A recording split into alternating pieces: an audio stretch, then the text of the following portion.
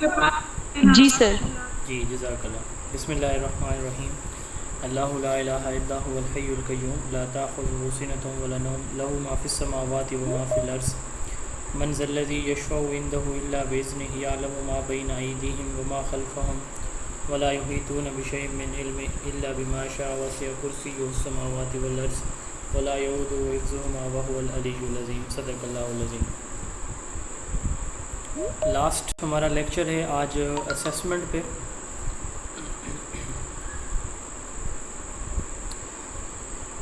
हमने स्टार्ट करना है वैलिडिटी से। Qualities of standardised test. एक स्टैंडर्डाइज्ड टेस्ट के बारे में हम पढ़ चुके हैं कि क्या होता है स्टैंडर्डाइज्ड टेस्ट, कोई बताना चाहेगा? जी, आप में से कोई बताना चाहे स्टैंडर्डाइज्ड टेस्ट किस टेस्ट को हम कहते हैं? स्टैंडर्डाइज्ड टेस्ट वो टेस्ट होता है जिसको एक्सपर्ट्स बनाते हैं और ये नॉन फ्लेक्सिबल होता है, जिसमें हमेशा वैलिडिटी और रिलायबिलिटी को चेक किया जाता है, मेजर किया जाता है और उसी पे बेस कर रहा होता है ये स्टैंडर्डाइज्ड टेस्ट। यस एक्सपर्ट्स बनाते हैं हमेशा। यस, टेस्ट जो बैलेंस होता है, जिसको एक्सपर्ट्स डेवलप करते हैं, जिसमें ऑब्जेक्टिव और कंटेंट का तवाज़न रखा जाता है, यानी बैलेंस रखा जाता है, ये टेस्ट वैलिड होता है, ये टेस्ट रिलायबल होता है, ये टेस्ट एडिक्वेट होता है, ये टेस्ट जो है वो यूजेबल होता है। यही इसकी क्वालिटीज़ होती हैं। What are the qualities of standardised test? तो validity, reliability, usability, objectivity, equilibrium, scorability, time, economical, adequacy, differentiability and discrimination, ये क्वालिटीज़ होती हैं एक स्टैंडर्डाइज्ड टेस्ट की। हम इनको वन बाय वन देखेंगे। हम स्टार्ट कर रहे हैं वैलिडिटी से। वैलिडिटी किसको कहते हैं? अच्छा, हमें कभी कभार कोई न्यूज़ मिलती है तो हम उसकी कन्फर्मेशन चाह रहे होते हैं, सर ये वैलिड है या ये वैलिड है या नहीं है। क्या मतलब होता है? हम ये एश्योर करना चाह रहे होते हैं कि क्या ये वाकई हकीकत है, एक्यूरेट न्यूज़ है या नहीं है। तो यही हम पूछते हैं कि ये वैलिड है या नहीं है। टेस्ट में जब हम किसी भी टेस्ट की एक्यूरेसी की बात करते हैं तो उसकी वैलिडिटी होती है। द एक्यूरेसी, इसका दूसरा नाम क्या है? एक्यूरेसी। किस चीज़ की accuracy? With which test measure whatever it is suppose to measure. एक टेस्ट उस चीज़ को मैयर कर रहा है जिसको मैयर करने के लिए इसको बनाया गया है। एक टेस्ट कॉग्निटिव डोमेन के फर्स्ट 3 लेवल्स को मैयर करने के लिए बनाया गया है। अगर तो उस टेस्ट में उन ऑब्जेक्टिव से रिलेटेड क्वेश्चन मौजूद हैं तो ये वैलिड होगा। टेस्ट बनाया गया है नॉलेज को मैयर करने के लिए, सवाल उसमें इवेलुएशन के शामिल किए गए हैं, टेस्ट वैलिड नहीं होगा। टेस्ट बनाया गया है एनालिसिस को जो है वो मैयर करने के लिए और उसमें एनालिसिस के क्वेश्चन शामिल हैं, टेस्ट वैलिड होगा। The accuracy with which the test measure whatever it is suppose to measure is known as validity. अब इसकी कुछ टाइप्स हैं। सबसे पहले है कंटेंट वैलिडिटी। कंटेंट किसको कहते हैं? हम करिकुलम में पढ़ चुके हैं। कंटेंट कहते हैं जो टेक्सचुअल मटेरियल हमारे सब्जेक्ट के अंदर शामिल होता है वो हमारे सब्जेक्ट का कंटेंट कहलाता है। तो क्या हमारा जो टेस्ट है उसने मेजर एरियाज़ हमारे कंटेंट के, हमारे सब्जेक्ट के कंटेंट के कवर किए हैं? अच्छा, पहली बात। दूसरी बात, अगर कवर किए हैं तो क्या ये according to objectives of the study हैं, यानी जो ऑब्जेक्टिव्स हैं ये कंटेंट उनके अकॉर्डिंग हैं टेस्ट में जो हमने शामिल किए। दो चीज़ें, क्या टेस्ट में मेजर एरियाज़ जो हमारे कंटेंट के हैं वो कवर किए हैं? अगर किए हैं तो देन क्या वो according to objectives of the study हैं? दो चीज़ें इसमें हम देखते हैं। ये होती है content validity. All major aspects of the content area should be covered by the test items. Content are appropriate according to the objectives of the study. ये क्या होती है? Content validity. देन है क्राइटेरियन वैलिडिटी। हम एक test लेते हैं, एक बैलेंस या स्टैंडर्डाइज्ड टेस्ट हम बनाते हैं। हम ये देखते हैं, एक टेस्ट हमने लिया फिर दूसरा टेस्ट हम लेते हैं। हम ये देखते हैं कि क्या हमारा एक जो स्टैंडर्डाइज्ड टेस्ट था जो हमने एक दफ़ा कंडक्ट किया या लिया, उस जब हमने दोबारा उसको लिया तो क्या वो सिमिलर रिजल्ट्स प्रोड्यूस कर रहा है? Test produce same results as produce by other standardised test. अच्छा, यहाँ पे हम अभी रिलायबिलिटी में जाएंगे तो वहाँ पे भी यही बात हम पढ़ेंगे। मैं वहाँ जाके आपको इनका थोड़ा सा डिफरेंस है वो बताऊँगा। तो एक स्टैंडर्डाइज टेस्ट का हम ये देखेंगे कि क्या एक स्टैंडर्डाइज टेस्ट है जो हमने पहले कंडक्ट किया उसके जो रिज़ल्ट आए हैं जब हम अगेन कंडक्ट करेंगे तो क्या ये सिमिलर रिज़ल्ट प्रोड्यूस करता है, तो इसको हम कहते हैं क्राइटेरियन वैलिडिटी। ठीक है, इसकी फर्दर दो कैटेगरीज होती हैं। एक होती है प्रेडिक्टिव वैलिडिटी। एक टेस्ट जो है क्या एक बच्चे की फ्यूचर परफॉर्मेंस है या फ्यूचर पोटेंशियल है या एप्टीट्यूड जिसे हम बोलते हैं, क्या उसको प्रिडिक्ट कर सकता है। अगर हमारा एक टेस्ट बच्चे के फ्यूचर को प्रिडिक्ट कर रहा हो तो ये क्या कहलाती है, प्रिडिक्टिव वैलिडिटी कहलाती है। इसको हम क्या बोलेंगे, प्रिडिक्टिव वैलिडिटी। और कंकरेंट क्या है, जब हमारा एक टेस्ट पहले से कंडक्ट किए गए बैलेंस टेस्ट के जैसे रिज़ल्ट प्रोड्यूस करे तो ये कंकरेंट वैलिडिटी होती है। क्राइटेरियन की दो कैटेगरीज हैं, प्रिडिक्टिव एंड कंकरेंट। प्रिडिक्टिव में हम क्या देखते हैं कि क्या हमारा एक टेस्ट बच्चे की फ्यूचर परफॉर्मेंस को प्रिडिक्ट कर रहा है। If yes then it will be predictive validity, और अगर नहीं कर रहा होगा तो ये प्रिडिक्टिव वैलिडिटी नहीं होगी। दूसरा है concurrent validity. Test produce similar results with previously held valid या स्टैंडर्डाइज्ड टेस्ट, ये होती है concurrent validity.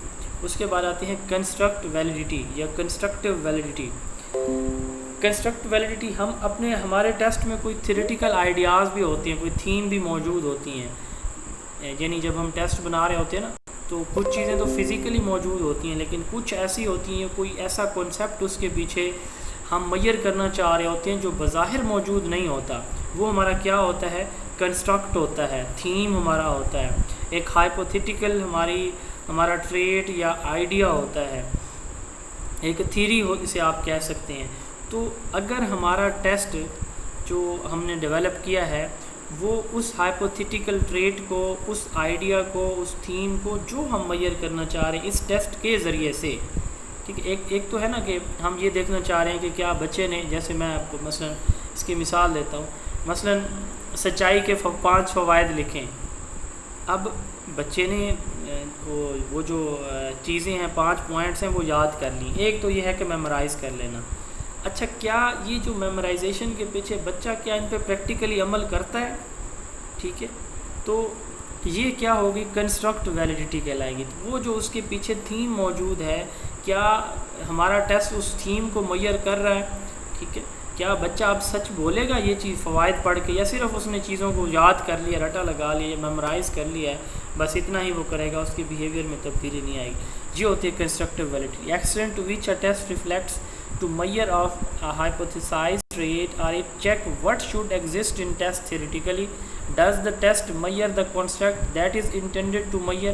It established through logical analysis. ये logical analysis यानी logical basis पे हम क्या करते हैं, situations ऐसी देते हैं वो measure करने के लिए जो पीछे construct मौजूद होता है।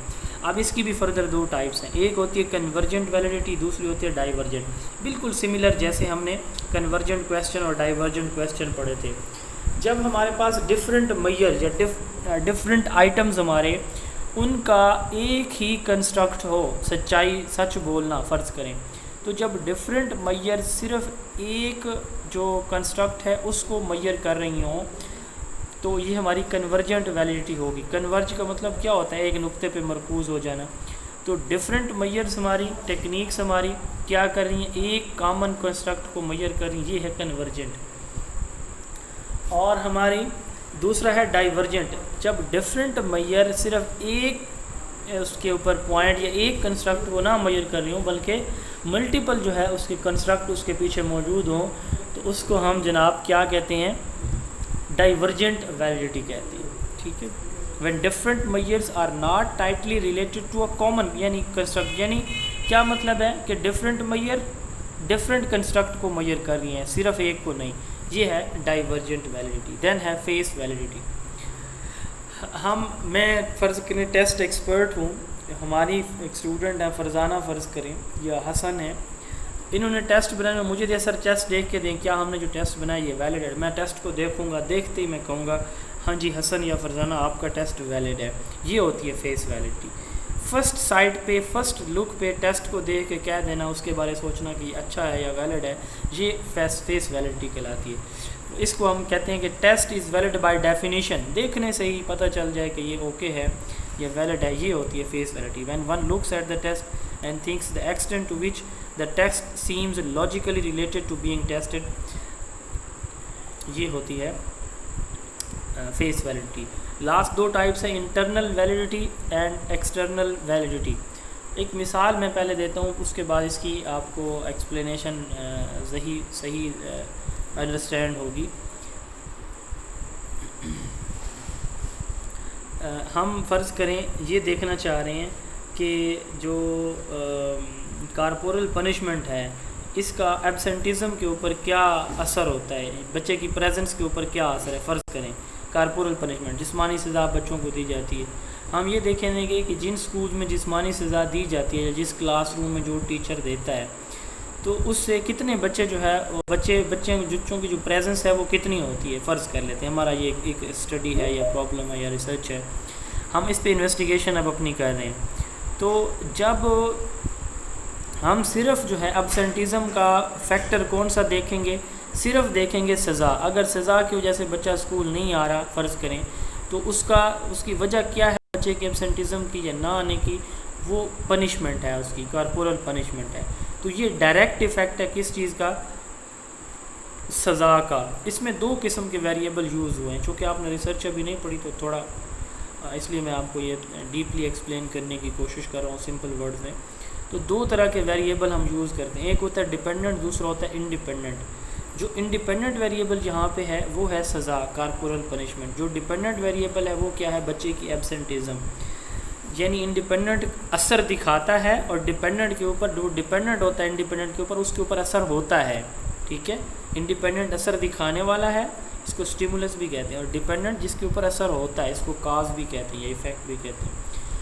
तो ये एक तरह की वैलिडिटी। अब इस वैलिडिटी के साथ जो हमारे रिज़ल्ट निकलते हैं, रिज़ल्ट हमारे आते हैं, ये हम कहें एक स्कूल से हमने स्टडी की और उसको हम जनरलाइज़ कर दें कि हर पूरे पंजाब में हर स्कूल में यही फार्मूला लागू होगा, जहाँ पे सज़ा ज़्यादा होगी वहाँ पे बच्चों की तादाद, बच्चों की प्रेजेंस क्लास में कम होती जाएगी। फ़र्ज़ करें ये हमारी स्टडी का रिज़ल्ट है। अब यहाँ पे दो बातें मैंने की हैं, एक है इंटरनल वैलिडिटी, एक है external. Test is valid if difference on dependent variable is direct result of independent variable not due to other variable. यानी बच्चे का जो एब्सेंटिज़म है इसका डायरेक्ट इसके ऊपर असर किस चीज़ का है, कॉर्पोरल पनिशमेंट का, ना कि वालदैन का उसको काम पे लगाने का, ना कि बच्चे का वैसे दिल ना करने का वगैरह।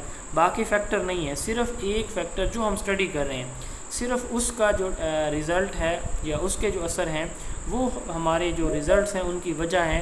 तो ये होती है इंटरनल वैलिडिटी। यानी इसमें हम यूँ कह सकते हैं कि जिस पर्पज़ के लिए हमने वो स्टडी या रिसर्च कर रहे हैं ना, उसमें कोई और फैक्टर हम इन्वॉल्व ना होने दें, सिर्फ उसी को स्टडी करें, तो ये इंटरनल वैलिडिटी होती है। Test is valid if difference on dependent variable is direct result of independent variable not due to other variable. उसके बाद है एक्सटर्नल वैलिडिटी। अब इससे जो इंटरनल वैलिडिटी से जब हमारे पास रिज़ल्ट आएंगे, इन रिज़ल्ट्स को हम दूसरी पॉपुलेशन के ऊपर, दूसरी जगहों पर भी अगर अप्लाई करें या जनरलाइज कर सकें, तो ये एक्सटर्नल वैलिडिटी कहलाती है। Test is externally valid if results generalise to the population outside the sample. हमने एक स्कूल की 6ठी क्लास पे स्टडी कर रहे थे, इसके रिज़ल्ट्स अगर हम कहें कि पूरे पंजाब में जहाँ पे भी 6ठी क्लास है वहाँ पे अगर ये फार्मूला आप अप्लाई करें तो वहाँ भी सिमिलर रिज़ल्ट्स आएंगे, तो ये हमारी क्या कहलाती है, एक्सटर्नल वैलिडिटी कहलाती है। ये थी टाइप्स थी वैलिडिटी के। उसके बाद है फैक्टर इफेक्टिंग वैलिडिटी। वैलिडिटी के ऊपर कितने फैक्टर इफेक्ट कर रहे होते हैं। टेस्ट हमारा अगर अच्छी तरह से नहीं बना हुआ, उसके टेस्ट के आइटम क्वेश्चन सही तरह से हमने बनाए नहीं हैं, ये उसकी टेस्ट की वैलिडिटी पे असरअंदाज होगा। टेस्ट हमारा शॉर्ट है या बहुत ज़्यादा लॉन्ग है तो भी हमारी वैलिडिटी के ऊपर इसके असरात होंगे। उसके बाद टेस्ट के जो आइटम्स हैं उनको हमने प्रॉपरली अरेंज नहीं किया, डिफ़िकल्ट हमने टेस्ट के अंदर डिफ़िकल्ट टर्म्स यूज़ की हैं जिससे बच्चे अनफेमिलियर थे, और टेस्ट की डायरेक्शन जो दी है सॉल्व करने की वो भी हमने क्लियर नहीं दी, तो इससे हमारी वैलिडिटी जो है वो मुतासिर होगी। उसके बाद है threats to internal validity. Internal, ये इसकी बात हो रही है, इसकी इंटरनल वैलिडिटी यानी कब इंटरनल वैलिडिटी यानी क्या मतलब है कि सिर्फ एक सिंगल स्टडी जो हम करना चाह रहे थे उसके रिज़ल्ट जो है वो डिस्टर्ब कब हो सकते हैं, किन चीज़ों की वजह से होते हैं, ये है थ्रेट्स टू इंटरनल वैलिडिटी। सबसे पहले है हिस्ट्री।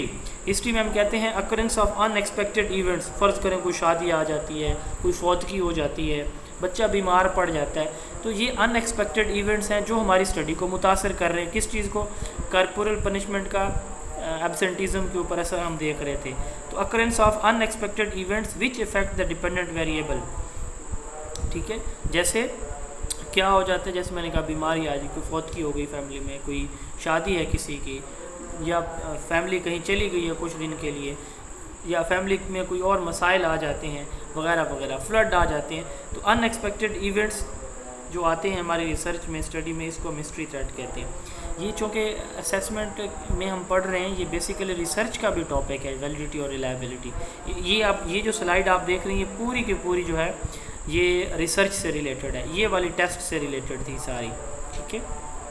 वैलिडिटी ये रिसर्च से भी रिलेटेड है, लेकिन यहाँ पे इनका यूज़ है। ये जो हम बात कर रहे हैं ना, ये सारी की सारी रिसर्च से रिलेटेड टर्म्स हैं वैलिडिटी की। अच्छा, दूसरा है मैचुरेशन। मैचुरेशन कहते हैं कि फ़िज़िकल या मेंटल फैक्टर्स आ जाते हैं। फ़िज़िकल या मेंटल फैक्टर से क्या मुराद है? यानी एक बच्चा ख़ुद से मतलब ये है कि उसको इंटरेस्ट डेवलप होता है तो वो आना शुरू हो जाता है, ठीक है। इसमें क्लास में वो एब्सेंटिज़म से ख़ुद अवॉइड करता है, ठीक है। तो ये भी एक वजह हो सकती है। ये क्लास का इन्वायरमेंट अच्छा हो गया, फ़र्ज़ करिए अच्छा है, तो वो पनिशमेंट के डर से नहीं, वैसे जो है वो पंक्चुअल है बच्चा। तो अकरेंस ऑफ फिज़िकल और mental factors on dependent variable absenteeism के ऊपर, इन दोनों का सलूशन क्या होता है? हम दो ग्रुप्स बना लेते हैं, एक होता है कंट्रोल और एक होता है एक्सपेरिमेंटल। तो कंट्रोल ग्रुप में और एक्सपेरिमेंटल ग्रुप में क्या फ़र्क होता है? बिल्कुल मैं ब्रीफली बता रहा हूँ, आप इसमें कंफ्यूज ना होइएगा जो न्यू स्टूडेंट है, ये आगे जाके हम पढ़ेंगे अगले चैप्टर में रिसर्च में। अब मैंने क्लास में फ़र्ज़ करें 20 बच्चे हैं ना, तो 10 बच्चों को ऐसे देखें जिनको सज़ा हो रही है, तो उनके ऊपर सज़ा के असरात देखे जाएंगे, और 10 बच्चे ऐसे हैं जिनको बिल्कुल नॉर्मली यानी कॉर्पोरल पनिशमेंट बिल्कुल नहीं होगी उनकी, और उनको वैसे स्टडी किया जाएगा। तो जिसके ऊपर इंडिपेंडेंट वेरिएबल अप्लाई हो रहा है, कॉर्पोरल पनिशमेंट फ़र्ज़ करें अप्लाई हो रही है, तो ये हमारी क्या होगी? कंट्रोल ग्रुप होता है, सॉरी एक्सपेरिमेंटल ग्रुप होता है। जबकि दूसरा जिसके ऊपर इंडिपेंडेंट वेरिएबल यानी कॉर्पोरल पनिशमेंट अप्लाई नहीं हो रही, वो कंट्रोल ग्रुप है। उसके बाद है प्री टेस्ट इफ़ेक्ट। एक टेस्ट पहले लिया, फिर दोबारा उससे मिलता जुलता टेस्ट लिया, तो इसके रिज़ल्ट भी जो है हमारी रिलायबिलिटी को मुतासर कर सकते हैं। उसके बाद है इंस्ट्रूमेंटेशन। हमने जो इंस्ट्रूमेंट यूज़ किया, क्वेश्चनियर किया, MCQs टेस्ट किया, सब्जेक्टिव किया, ऑब्जर्वेशन, इंटरव्यू, कोई भी हमने जो टूल यूज़ किया, हमारा इंस्ट्रूमेंट जो था वो ठीक नहीं है, ठीक है। जिससे हम डाटा या कोई टेस्ट ले रहे हैं, जिस टूल से, इंस्ट्रूमेंट या टूल कहते हैं जो हम टेस्ट लेते हैं ना, चाहे ये टेस्ट ले रहे हैं, ऑब्जर्वेशन कर रहे हैं, इंटरव्यू ले रहे हैं, क्वेश्चनियर है, जो कुछ है, तो वो इंस्ट्रूमेंट या टूल कहलाते हैं। ये ठीक नहीं हो अगर, तो भी हमारी वैलिडिटी रिलायबल जो उसकी वैलिडिटी है, उसके रिज़ल्ट मुतासर होंगे। देन है सिलेक्शन बाइस। अब इस पे हम जो जिन बच्चों से टेस्ट ले रहे हैं ना, हो सकता है कि टीचर अपनी मर्ज़ी से अच्छे बच्चों का टेस्ट ले रहा ताकि उसके रिज़ल्ट अच्छे हैं, तो ये होती है सिलेक्शन बाइस। फिर होता है मॉर्टेलिटी। किसी बच्चे का अचानक ड्रॉप आउट हो जाना स्टडी से, जिन बच्चों को हम जिनके ऊपर कॉर्पोरल पनिशमेंट का असर देख रहे थे, वो बच्चे फ़र्ज़ करें शिफ्ट हो जाते हैं, माइग्रेट हो जाते हैं, कहीं दूसरे शहर शिफ्ट हो जाते हैं, उनके पेरेंट्स का ट्रांसफ़र हो जाता है, वो चले जाते हैं, तो ये भी हमारे रिज़ल्ट को मुतासर करेगा। It involves the drop out of the subject from the study. तो ये फैक्टर हैं history, maturation, pre test, instrumentation, selection bias and mortality. उसके बाद एक्सटर्नल वैलिडिटी के ऊपर के जो थ्रेट्स हैं, इसमें टेस्टिंग है। अब जब टेस्टिंग फैक्टर कौन सा होता है, जैसे हमने बात की ना कि एक्सटर्नल वैलिडिटी कब हम रिज़ल्ट को जनरलाइज़ करेंगे, ये उस वक्त जनरलाइज़ करेंगे जब हमारे टेस्ट के जो रिज़ल्ट्स हैं वो क्या है, सिर्फ डायरेक्ट यानी इंटरनल वैलिडिटी इंश्योर है, डायरेक्ट रिज़ल्ट हैं सिर्फ उसी के हैं जो इंडिपेंडेंट वेरिएबल है हमारा। कॉर्पोरल पनिशमेंट के रिज़ल्ट थे एब्सेंटिज़म के ऊपर फ़र्ज़ करें, तो अगर फ़र्ज़ करें इसमें कोई और फैक्टर भी शामिल हो जाए तो इसको हम टेस्टिंग फैक्टर कहेंगे, तो वो भी हमारे रिज़ल्ट को मुतासर करेगा, हम जनरलाइज़ नहीं कर सकेंगे क्योंकि वो एक्यूरेट ही नहीं होगा। दूसरा है हॉथॉर्न इफेक्ट। जब हम बच्चों से कोई टेस्ट वगैरह ले रहे होते हैं ना, या ऑब्जर्वेशन इंटरव्यू कर रहे होते हैं, तो बच्चे बड़े उससे वो हो जाते हैं, अवेयर हो जाते हैं, अट्रैक्टिव और अटेंटिव हो जाते हैं। क्यों हो जाते हैं? कि उनको पता होता है कि हम रिकॉर्ड किए जा रहे हैं, हमारी रिकॉर्डिंग हो रही है, या हम जो है वो अंडर ऑब्जर्वेशन है, तो साफ ज़ाहिर चाहे कोई छोटा हो या बड़ा हो, जब उसे पता चले ना उसे कोई देख रहा है, छोटा सा एक बच्चा अगर वो नमाज़ पढ़ रहा है आप उसकी तरफ देखेंगे तो वो लंबे लंबे रकू और सजदे करेगा, हालांकि उसे पता ही नहीं होता कि सजदा या रकू होता क्या है, लेकिन फिर भी इसको कहते हैं हॉथॉर्न इफ़ेक्ट। जब एक इंडिविजुअल इसलिए अपनी परफॉर्मेंस बेहतर कर ले कि उससे कोई ऑब्ज़र्व कर रहा है, तो ये हॉथॉर्न इफ़ेक्ट कहलाता है। तो ये भी हमारी स्टडी को मुतासर करेगा। अगेन सिलेक्शन बाय सिलेक्शन, जब हम सिलेक्शन जो कर रहे हों वो हमारी ठीक ना हो तो ये बाय सिलेक्शन है। अब दूसरी जो टेस्ट की कैरेक्टर है वो है रिलायबिलिटी। आवाज़ आ रही है मेरी? जी सर आ रही है। समझ भी आई है कुछ? जी सर, सिर्फ आवाज़ ही आ रही है। सर हॉथॉर्न इफेक्ट दोबारा रिपीट। जी सर मैं रिपीट करता हूँ, समझ भी आ रही है या सिर्फ आवाज़ आ रही थी? जी सर आ रही है। ओके ठीक है। अच्छा, हॉथॉर्न की बात कर रहे थे। हॉथॉर्न ये है कि जैसे मैंने एग्जांपल दिया ना कि आपके घर में छोटा बच्चा कोई 4-5 साल का, वो जो है नमाज़ पे जो है वो नमाज़ पढ़ रहा है या पढ़ रही है, आप उसको देखते हैं थोड़ी सी उसकी तारीफ़ कर दें तो वो मतलब ये है कि और लगन के साथ नमाज़ पढ़ता है। इसी तरह क्लासरूम के अंदर जब आप बच्चों से टेस्ट ले रहे हों या बच्चों को पता हो कि अब 2-3-4 लोग आएंगे, उन्होंने हमारा टेस्ट लेना है, रिकॉर्ड करना है, पिक्चर्स बनानी है, हमसे परफॉर्मा फ़ील करवाना है, तो वो अपनी परफॉर्मेंस को क्या करते हैं, बेहतर करने की कोशिश करते हैं, क्योंकि उन्हें पता है कि कोई आ रहा है। आप स्कूल में टीचर हैं, आपका हेड आपको कहे कि आज मैं आ रहा हूँ, तो आप सारी अरेंजमेंट पहले से जल्दी से वो ठीक कर लेंगे कि आपको पता है कि आज head AEO deputy DO DO CO मेरे स्कूल विज़िट करने आ रहा है। ठीक है, ये होता है हॉथॉर्न इफ़ेक्ट। जब आपको कोई ऑब्ज़र्व कर रहा हो तो आप इस वजह से, एक तो यह कि आप नेचुरली जैसे आप पहले कर रहे हैं वो होता है नेचुरल, और हॉथॉर्न क्या है कि जब आप इसलिए बेहतर कर लें अपनी परफॉर्मेंस को कि आपको कोई ऑब्ज़र्व कर रहा है, आप अंडर ऑब्जर्वेशन हैं, ठीक है, आपको कोई नोट कर रहा है, तो ये हॉथॉर्न इफ़ेक्ट कहलाता है। Subject of study influence by fact that he और शी इज़ बीइंग रिकॉर्डेड, ये क्या कहलाता है, हॉथॉर्न इफ़ेक्ट कहलाता है। देन है रिलायबिलिटी। अब रिलायबिलिटी किसको कहते हैं? रिलायबिलिटी कहते हैं कि the degree of consistency of score of a test, यानी वो एक्यूरेसी थी, ये कंसिस्टेंसी है, ठीक है। रिलायबिलिटी कंसिस्टेंसी है, जबकि जो वैलिडिटी थी उसको हमने क्या नाम दिया, उसको हमने कहा कि वो एक्यूरेसी होती है। तो एक्यूरेसी ऑफ टेस्ट वो वैलिडिटी है और consistency of score of a test ये रिलायबिलिटी है। अब क्या मतलब है इसका? मतलब ये होता है कि आप एक टेस्ट कंडक्ट करते हैं रिपीटेडली मल्टीपल टाइम्स, और एक स्कूल से दूसरे से तीसरे से, तो वो आपको सिमिलर रिज़ल्ट प्रोड्यूस कर रहा है, एक जैसे रिज़ल्ट्स दे रहा है, तो ये आपका टेस्ट रिलायबल होता है। इसका मतलब ये है कि आपने एक टेस्ट बनाया ना, वो टेस्ट वैलिड तो है, तो क्या वो हर जगह पे जब हम जो टेस्ट वो कंडक्ट करें तो सिमिलर रिज़ल्ट प्रोड्यूस करता है, या ये ना हो कि एक स्कूल में सारे बच्चे फेल हों, एक में सारे पास हों, ठीक है, इस तरह के रिजल्ट्स तो नहीं आ रहे। तो degree of consistency of a score of a test when a test shows similar results repeatedly, ये टेस्ट सब के लिए एक जैसा होता है चूँकि, तो नॉर्मली रिज़ल्ट भी तकरीबन मिलते जुलते होते हैं, तो इसको कहते हैं degree of consistency of a score of a test when a test shows similar results repeatedly, without reliability there is no validity, ठीक है। अब इसकी भी टाइप्स हैं। सबसे पहले टेस्ट रीटेस्ट रिलायबिलिटी। हम क्या करते हैं, एक टेस्ट हमने लिया, इस टेस्ट को रिपीटेडली क्या करते हैं, बच्चों को देते हैं और उनके रिज़ल्ट्स को आपस में कंपेयर कर लेते हैं, ये होता है टेस्ट रीटेस्ट, एक टेस्ट को बार बार लेना। इसकी दो टाइप्स होती हैं, एक होती है इंटर रेटर और दूसरी होती है इंट्रा रेटर। हमने एक टेस्ट लिया और वो डिफरेंट स्टूडेंट को दे दिया सेम टाइम में, ठीक है, एक स्कूल की छठी क्लास, दूसरे स्कूल की छठी क्लास, तीसरे स्कूल की छठी क्लास, ठीक है। या फ़र्ज़ करें एक स्कूल के ABCD 3 सेक्शन हैं छठी क्लास में, फ़र्ज़ करें 6th ग्रेड के, तो हमने तीनों सेक्शन को दे दिया similar test given to different student at same time, ठीक है, एक ही वक्त में डिफरेंट स्टूडेंट को सिमिलर सेम टेस्ट दे देना, कंडक्ट करना और उसके रिज़ल्ट्स कंपेयर करना। अब स्टूडेंट डिफरेंट हैं, टेस्ट सेम है, ठीक है, इसके रिज़ल्ट्स हम लेंगे, तो ये हमारा इंटर रेटर। इंटर होता है बिटवीन, अमंग, जब हम दो या दो से ज़्यादा लोगों के दरमियान किसी चीज़ की बातचीत कर रहे हो ना तो जो इंटर होता है, जैसे इंटरपर्सनल दो या दो से ज़्यादा लोगों के दरमियान जो रिलेशन होता है उसको इंटरपर्सनल रिलेशन कहते हैं।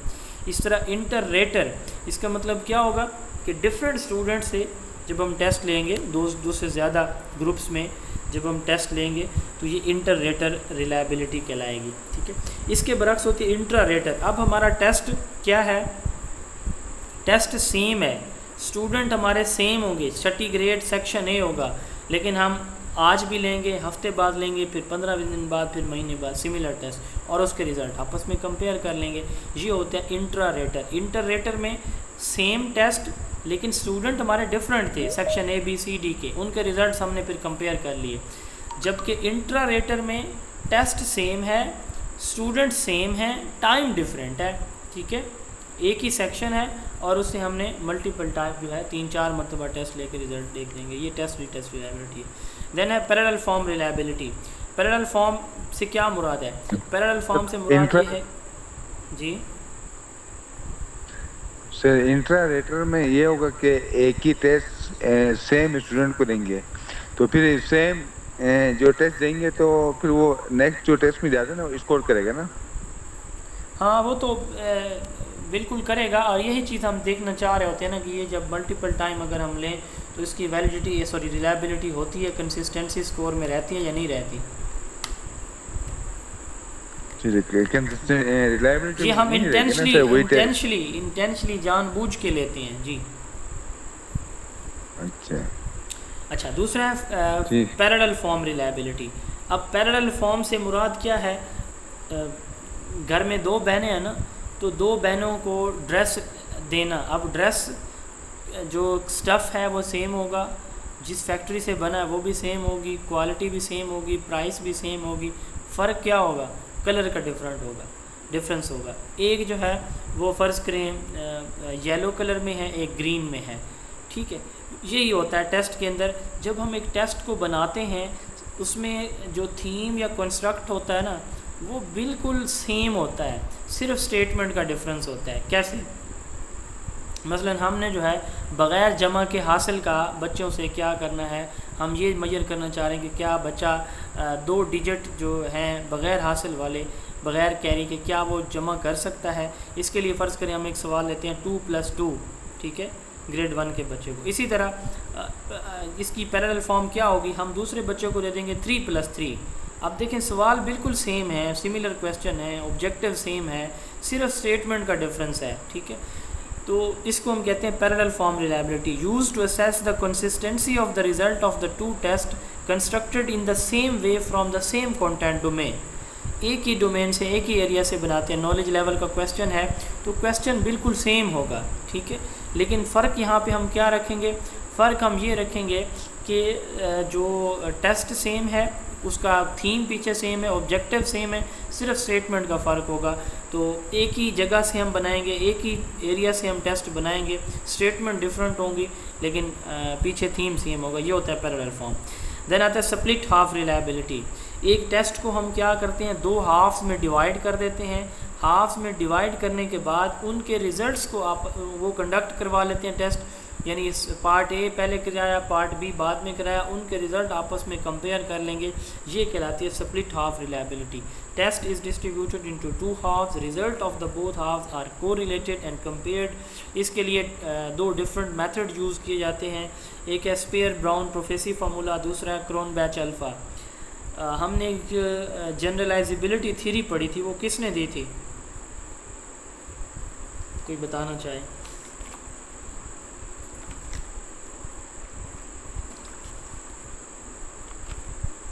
ऑप्शन दो। क्रोनबैच ने। यस, क्रोनबैच ने। किसने बताया? ये कौन है इतना लाइक बच्चा? किसने बताया? बच्ची। अच्छा, मेरे लिए सारे बच्चे हैं ना। अच्छा, फरजाना तो बस वेल डन। क्रोनबैच ने दिया था, जिसको अभी हम पढ़ने जा रहे हैं। ठीक है, जनरलाइजेबिलिटी थ्योरी, रिलायबल ऑब्जर्वेशन जिसका फोकस था थ्योरी का। अच्छा, स्पेयर ब्राउन प्रोफेसिव फार्मूला यूज़ किया जाता है, R = 2R/1 + R। R जो है को रिलेशन होता है 2 हाफ्स के दरमियान। ये आपसे MCQ में इतना पूछा जा सकता है कि स्पेयर ब्राउन प्रोफेसी फार्मूला किस लिए यूज़ किया जाता है, या ये फार्मूला है क्या। ठीक है, ये फार्मूला भी पूछा जा सकता है, या ये पूछा जा सकता है कि ये जो है वो किस पर्पज़ के लिए यूज़ किया जाता है। दूसरा Cronbach alpha. Cronbach alpha ये क्रोन बैच ने दिया था। इसमें एक टेस्ट को हम एक दफ़ा 2 हाफ्स में डिवाइड करेंगे, फिर उस हाफ को अगेन हम 2 हाफ्स में डिवाइड करेंगे। ठीक है, यानी फ़र्दर उसकी डिवीज़न हम कर लेंगे। ये है स्प्लिट हाफ, यानी एक हाफ़ किया, 2 टुकड़ों में डिवाइड किया, देन उनको मज़ीद 2 में डिवाइड कर लेना। Cronbach alpha test is divided into 2 halves again and again with different sequence and their correlation is determined. तो ये क्रोन बैच में किया जाता है। लास्ट वन, इसकी 4th टाइप है इंटरनल कंसिस्टेंसी रिलायबिलिटी। जी तो फ्रीक्वेंसी चेक करने के लिए लगाया जाता है जी sir. Cronbach alpha test frequency check करने के लिए लगाया जाता है। नहीं, दो ये रिलायबिलिटी का है, स्प्लिट हाफ रिलायबिलिटी के लिए। 2 हमने टेस्ट को, मसलन 50 नंबर के सवाल थे ना, पेपर था 100 नंबर का फ़र्ज़ करें, हमने डिवाइड कर दिया 50-50 में। एक 50 का पहले लिया, फिर दूसरे 50 का लिया फ़र्ज़ करें। हम इस तरह से भी इसको डिवाइड कर लेते थे, किस में, स्प्लिट हाफ में। अब क्रोन बैच क्या कहते हैं? क्रोन बैच कहते हैं कि एक हाफ़ को आपने, एक टेस्ट को 2 हाफ्स में डिवाइड किया ना 50-50 में, इसको फर्दर डिवाइड करें 25 और 25 में, इनके आपस में रिज़ल्ट कंपेयर करें। फ़र्स्ट हाफ़ को जो आपने फर्दर 2 हाफ्स में डिवाइड किया 25-25 में इसके, फिर सेकंड हाफ़ जो आपने किया था 25-25, उसको भी अलग अलग आप क्वेश्चन उसके टेस्ट लें और उनके रिज़ल्ट्स कंपेयर करें। ये रिलायबिलिटी के लिए यूज़ किया जाता है जी, स्प्लिट हाफ रिलायबिलिटी के लिए। अच्छा, internal consistency reliability. Internal consistency में अब एक तो ऊपर हम बात जो कर रहे थे ना, वो टेस्ट की बात कर रहे थे कि टेस्ट के रिज़ल्ट क्या सिमिलर आते हैं। इंटरनल कंसिस्टेंसी में हम एक टेस्ट में शामिल जो सवाल होते हैं, जिन्हें हम आइटम्स बोलते हैं, तो हम हर आइटम की देखते हैं कि क्या हर आइटम का पहले जो इसके रिस्पांस था, क्या अब बाद में भी उस पर सिमिलर रिस्पांस स्टूडेंट ने दिया या नहीं दिया। तो use to assess the consistency of the result across the item within a test. एक टेस्ट में जो डिफरेंट आइटम जो क्वेश्चंस हैं, उनकी रिलायबिलिटी देखी जाती है, और इसके लिए कुदर रिचर्डसन मेथड यूज़ किया जाता है। इसका फार्मूला है R=2R, बल्कि ये तो इसका है, स्पेयर ब्राउन प्रोफेसी फार्मूला का है। तो ये आप MCQs में इतना ही आपसे पूछा जाएगा कि ये किस पर्पज़ के लिए यूज़ किया जाता है, कुदर रिचर्डसन मेथड, और दूसरा स्पेयर ब्राउन या क्रोन बैच अल्फ़ा। रिलायबिलिटी की 4 बेसिक टाइप्स हैं, test retest, parallel form, split half और इंटरनल कंसिस्टेंसी रिलायबिलिटी। अब इस पे फैक्टर कौन से असरअंदाज होते हैं?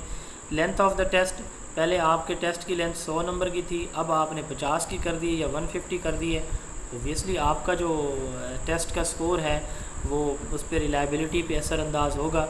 स्प्रेड ऑफ स्कोर, आपका पहले टेस्ट 100 नंबर का था, अब आपने 50 या 60 का कर दिया या 200 कर दिया, ओबियसली रिलायबिलिटी पे असर होगा।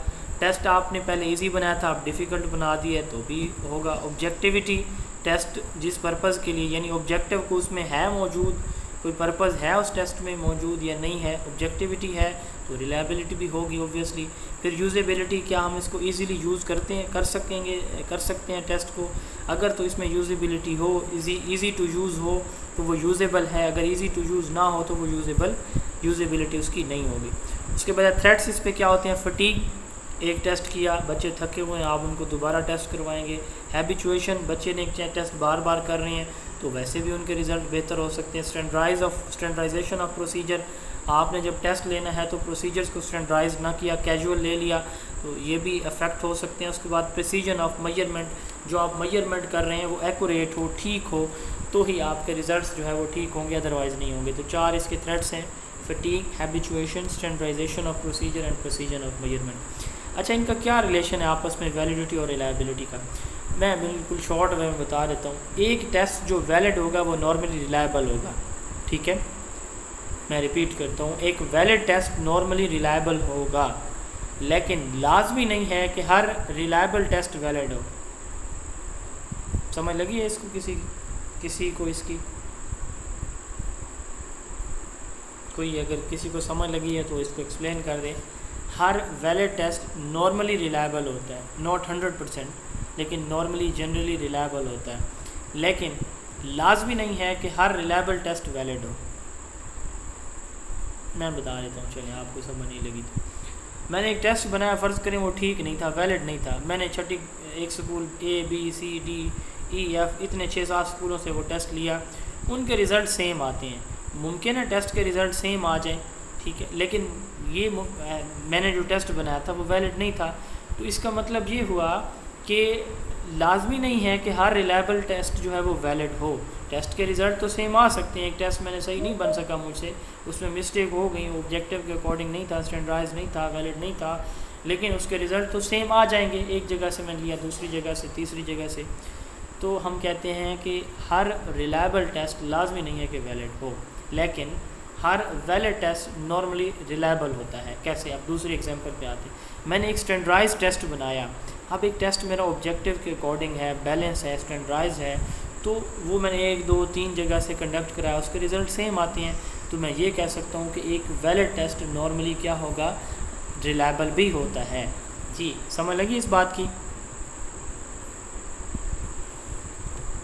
सर ये कह सकते हैं कि जब एक टेस्ट वैलिड होता है तो वो रिलायबल होता है। हाँ जी, ठीक है जी, क्योंकि वो मकसद पूरा कर रहा होता है, तो इसीलिए फिर इस बात को लेके तो वो सेम रिजल्ट दे रहा है, यस, सिमिलर रिजल्ट्स आ रहे हैं। लेकिन जब वो सिमिलर रिजल्ट जो हैं वो वैलिड उस वक्त नहीं होगा, क्योंकि जब वो उसी टेस्ट को डिफरेंट जगहों पर हम अप्लाई करेंगे तो फिर बच्चों का IQ या इंडिविजुअल डिफरेंसेस भी तो आएंगे ना। हर स्कूल के बच्चे दूसरों से थोड़े डिफरेंट भी होते हैं, जी, शायद जी, इसीलिए वो उस टेस्ट को कर पा रहे हैं।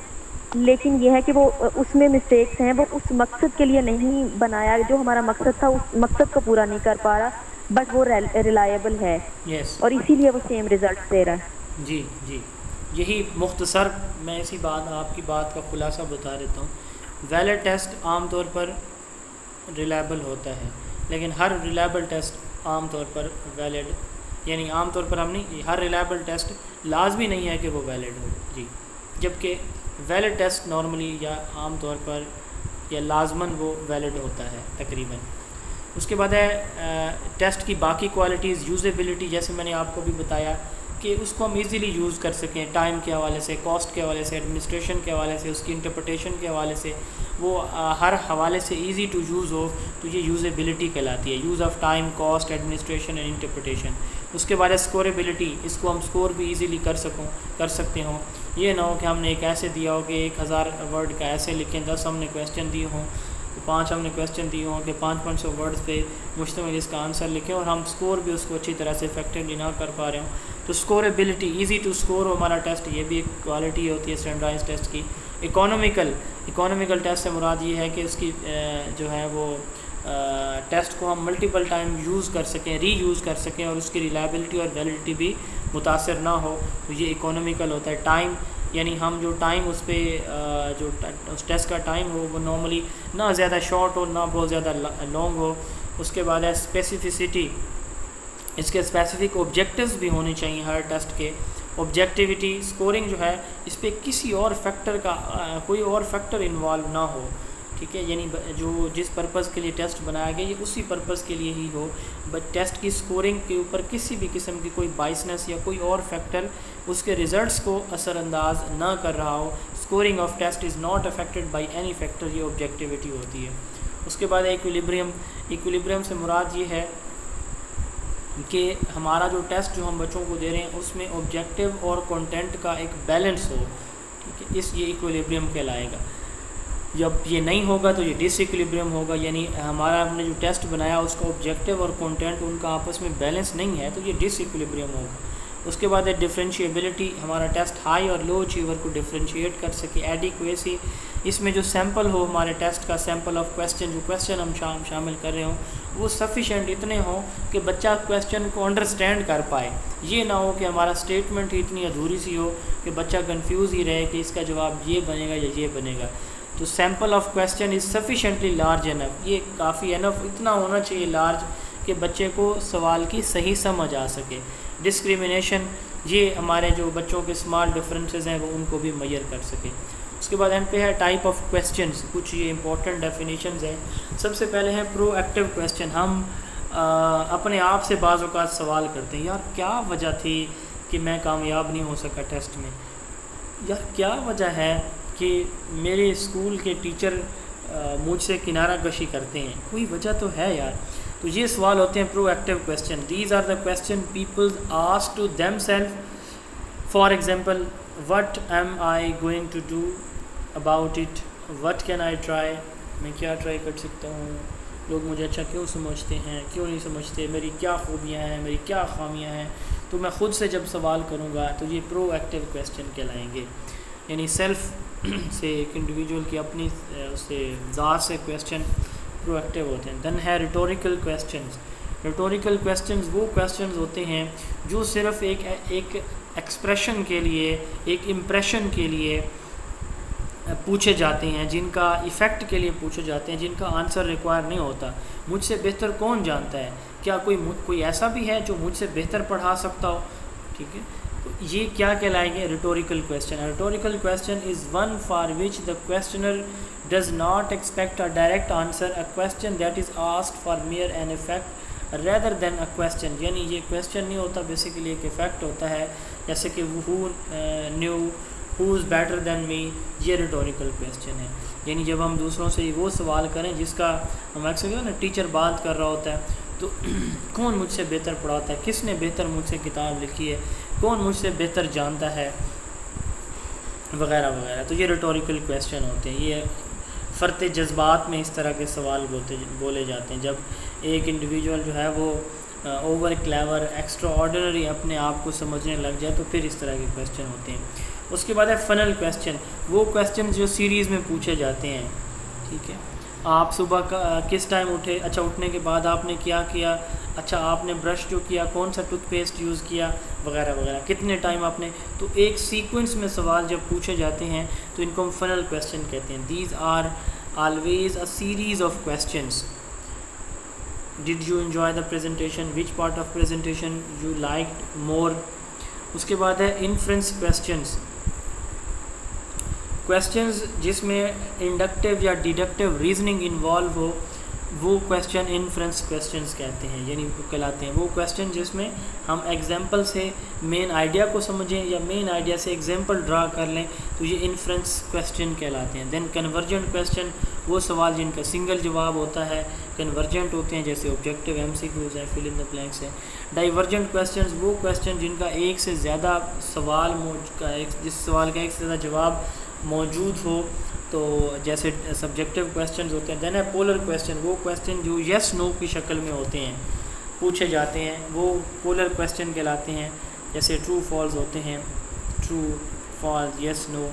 उसके बाद टैग क्वेश्चन, वो क्वेश्चन जो कन्फर्मेशन के लिए पूछे जाते हैं, क्या वाकई एजुकेटर्स का ऐड आ गया है, मैंने बता दिया, फिर सवाल होगा क्या सर वाकई, ठीक है, इज़ इट कन्फर्म। तो जब हम कंफर्म करने के लिए सवाल पूछते हैं, अगेन जो है आपने बताया सर वाकई ऐसा बताया, या मिस्टेकनली आप से कोई मिस्टेक हुई है, मिस्टेकनली आपने ये बताया, तो ये टैग क्वेश्चन कहलाते हैं। देन है रेट्रोस्पेक्टिव क्वेश्चन। टीचर ने कोई चीज़ पढ़ाई तो बच्चा उसके ऊपर अपने आप से ये सवाल करता है, रिफ्लेक्टिव, कि क्या जो है वो उसने पढ़ा समझा, क्या वो नहीं उसको समझ लगी, कौन सा एरिया उसका सही रहा है, कौन सा एरिया सही नहीं रहा। तो ये रेट्रोस्पेक्टिव क्वेश्चंस कहलाते हैं। These question get the student to reflect on the last learning and answer 4 question specific. What we learned, what did not go so well, what I have learned, मैंने क्या सीखा, क्या मैंने नहीं सीखा, क्या मैंने बेहतर सीखा, कौन सा एरिया मेरा वीक रहा है। तो ये जो 4 बेसिक क्वेश्चंस हैं रेट्रोस्पेक्टिव क्वेश्चन, ये बेसिकली रिफ्लेक्टिव क्वेश्चंस होते हैं। एक इंडिविजुअल अपने आप से रिफ्लेक्टिव वे में सवाल करता है कि मैंने क्या पूछा, या क्या मैंने जो है वो समझ लगी, या क्या मुझे समझ नहीं लगी। ये उनसे प्रोएक्टिव से डिफरेंट है, क्योंकि प्रोएक्टिव जनरल क्वेश्चंस होते हैं, जबकि ये जो है वो रिफ्लेक्टिव हैं, कि एक लर्निंग के बाद एक बच्चा जब अपने आप से सवाल करता है कि अच्छा आज सर ने वैलिडिटी रिलायबिलिटी पढ़ी है तो मुझे क्लियर हो गया, हाँ जी हो गया, कौन सा सवाल बहुत अच्छी सी, कौन सी टाइप अच्छी से हुई है, किस टाइप की मुझे समझ ही नहीं लगी। तो ये जो है वो रेट्रोस्पेक्टिव क्वेश्चंस होंगे। अजान हो जाए 2 मिनट सिर्फ।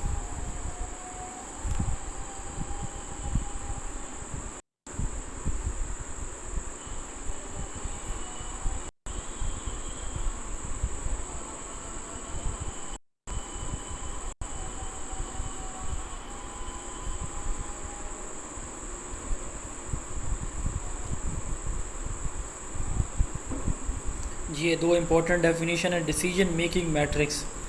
हम किसी भी वैल्यू को, किसी भी क्राइटेरिया को जब क्वांटिफाई करते हैं, न्यूमेरिकल वैल्यूज़ देते हैं, ठीक है।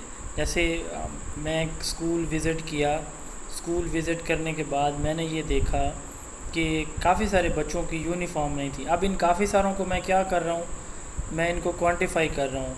कैसे करूँगा कि स्कूल में 60% स्टूडेंट की यूनिफॉर्म नहीं थी।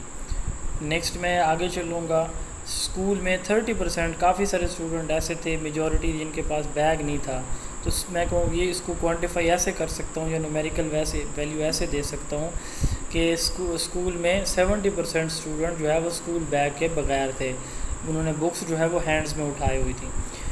मतलब किसी भी क्राइटेरिया को जब हम क्या करते हैं, न्यूमेरिकल वैल्यू असाइन करते हैं, इसको हम कहते हैं डिसीजन मेकिंग मैट्रिक्स, ठीक है। और उसके बाद है क्रॉस चेकिंग।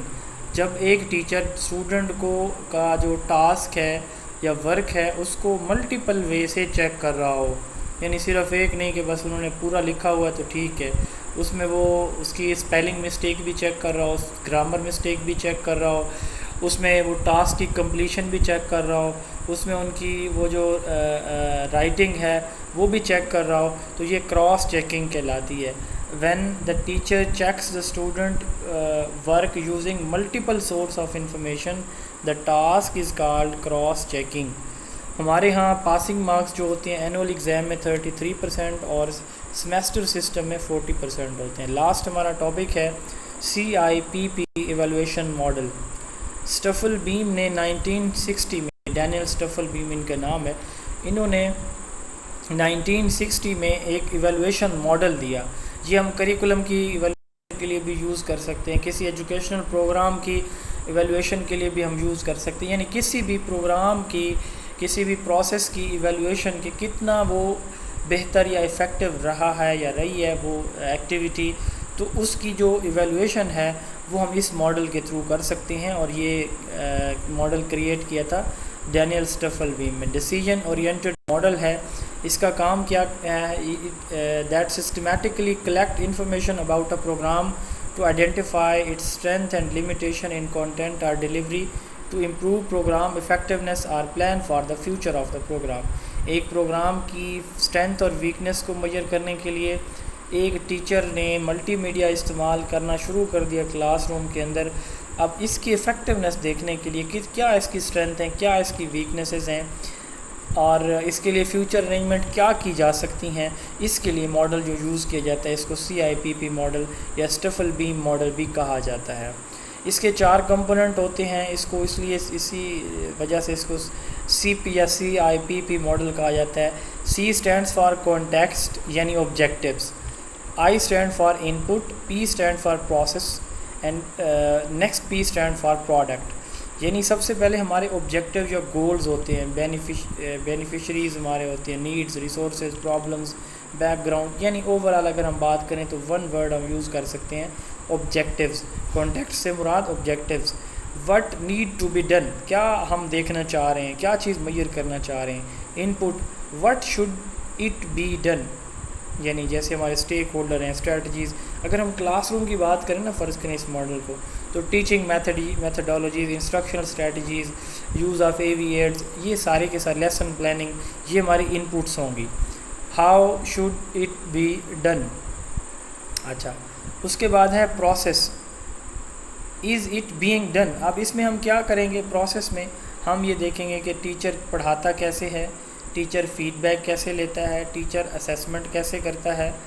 तो ये असेसमेंट इसमें नहीं आएगी। टीचर पढ़ाया कैसे, उसने फीडबैक कैसे दिया, एक्टिविटीज़ उसने कौन कौन सी इन्वॉल्व की अपनी लेसन प्लानिंग में, बच्चों की प्रोग्रेस को कैसे मॉनिटर किया, तो ये प्रोसेस आएगा।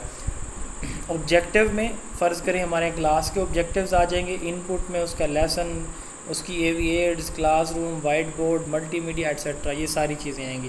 प्रोसेस में उसकी टीचिंग आएगी और प्रोडक्ट में उसकी बच्चों की अचीवमेंट होगी, आउटकम्स जो बच्चों के होंगे वो प्रोडक्ट होंगे। डिड द प्रोजेक्ट सक्सीड, क्या जो प्रोजेक्ट है वो हमारा कामयाब हुआ, जो टीचिंग टीचर ने कराई क्या वो सक्सेसफुल हुई।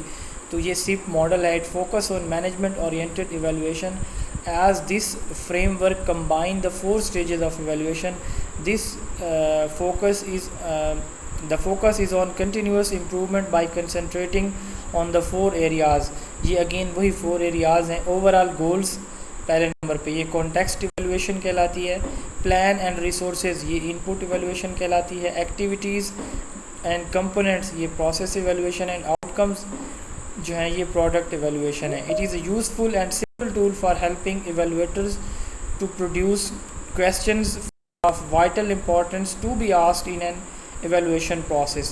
तो ये evaluators को एक अच्छा फोरम प्लान देता है कि किस तरह से आप किसी भी प्रोसेस को evaluate कर सकते हैं. This approach seeks to improve and achieve the accountability in educational programming through learning by doing approach. Learning by doing approach से भी ये educational evaluation में भी यूज़ होता है ये मॉडल. इस तरह हमारा टेस्ट ये चैप्टर अल्हम्दुलिल्लाह आज इख्तिताम पजीर हुआ. अब आप मुझे बताएं कि आप लोग इसका टेस्ट किस डेट को देंगे.